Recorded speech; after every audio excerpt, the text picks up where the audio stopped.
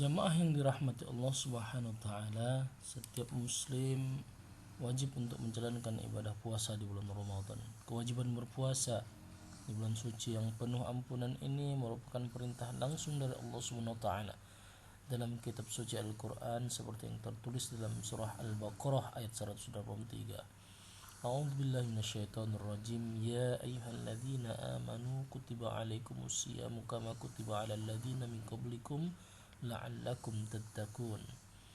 Hai orang-orang yang beriman, diwajibkan atas kamu berpuasa sebagaimana diwajibkan atas orang-orang sebelum kamu agar kamu bertakwa. Jemaah yang dirahmati Allah Subhanahu wa taala, pengertian puasa adalah menahan diri dari apa-apa yang membatalkan puasa, dari terbit fajar hingga terbenamnya matahari, dengan niat semata-mata karena Allah Subhanahu wa taala. Namun apabila seseorang mendapat halangan sehingga tidak dapat menjalankan ibadah tahunan itu, diwajibkan baginya untuk mengqadha atau mengganti puasa di bulan lain selain Ramadan. Hal itu sesuai dengan firman Allah Subhanahu wa taala dalam surah Al-Baqarah ayat 125, yang artinya, dan barang siapa sakit atau dalam perjalanan dia tidak berpuasa, maka wajib menggantinya sebanyak hari yang ditinggalkannya itu pada hari-hari yang lain. Lantas apa saja yang dapat membatalkan puasa di bulan Ramadan?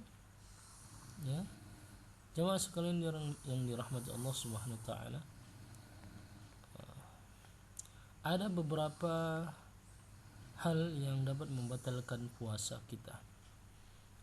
Di antaranya yang pertama, masuknya sesuatu ke dalam mulut. Jemaah yang dirahmati Allah Subhanahu wa taala, pengertian paling dasar puasa adalah menahan makan dan minum pada waktu yang ditentukan. Jadi apabila seseorang memasukkan sesuatu lewat lubang pada anggota tubuhnya dengan sengaja, maka puasanya akan batal, termasuk makanan dan minuman. Mereka masuk melalui tenggorokan. Yang kedua, berhubungan badan suami istri, apalagi yang bukan suami istri. Seorang muslim dilarang berhubungan intim di siang bolong saat berpuasa, meskipun hubungan badan itu terjadi antara suami istri yang sah. Jadi tak boleh kita berhubungan intim suami istri di siang bolong saat puasa, batal puasanya. Kemudian muntah. Jamaah yang dirahmati Allah Subhanahu wa taala, barang siapa yang sengaja muntah dia dengan cara memasukkan sesuatu ke dalam mulut atau apapun itu, maka puasanya akan batal. Namun bila tidak sengaja seperti sakit, maka tidak membatalkan puasa. Jadi kalau sengaja dimasukkan supaya menunjukkan bahwasanya dia akan batal puasa, dicucuknya mulutnya itu, masukkan benda tahap sehingga lama-kelamaan dia mual dan muntah, akhirnya batal puasanya, baru boleh makan dia. Itu disengaja tak boleh. Kalau dia tak disengaja, maka hal itu boleh dilanjutkan lagi puasanya, dia tak batal puasa. Kemudian selanjutnya, keluar air mani. Jamaah yang dirahmati Allah Subhanahu wa taala, keluar mani dengan sengaja saat sedang puasa membatalkan puasa, baik itu karena berhubungan badan atau masturbasi. Namun bila keluar mani karena mimpi, maka tidak membatalkan puasa. Di siang hari dia mimpi basah kita bilang, maka dia tidak membatalkan puasa. Kemudian yaitu haid atau nifas. Jamaah yang dirahmati Allah Subhanahu wa taala, bagi perempuan yang mengalami haid saat berpuasa, maka secara otomatis puasanya akan batal dan wajib menggantinya di hari lain. Senada dengan itu juga berlaku bagi perempuan yang mengeluarkan darah akibat proses melahirkan, yaitu nifas. Ya, dia terus menerus juga seperti haid, keluar setiap saat. Kemudian gila. Bila seseorang hilang kesadaran atau mendadak gila, maka puasanya batal.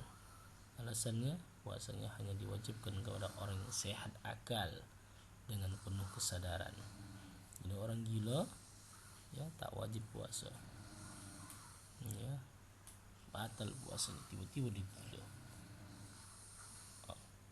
Bisa jadi terbentur dengan benda tumpul kuat-kuat, hilang ingatannya, batal puasanya. Yang terakhir adalah murtad. Jamaah yang dirahmati Allah Subhanahu wa taala, murtad ya, syarat utama menjalankan puasa Ramadan adalah percaya bahwa perintah puasa berasal dari Allah Subhanahu wa taala.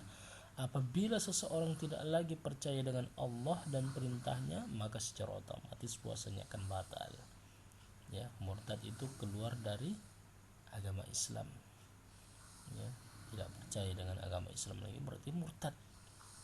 Orang yang keluar ya dari agama Islam.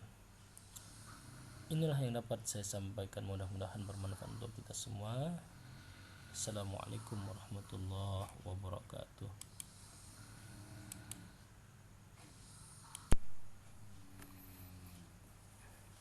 Assalamualaikum warahmatullahi wabarakatuh.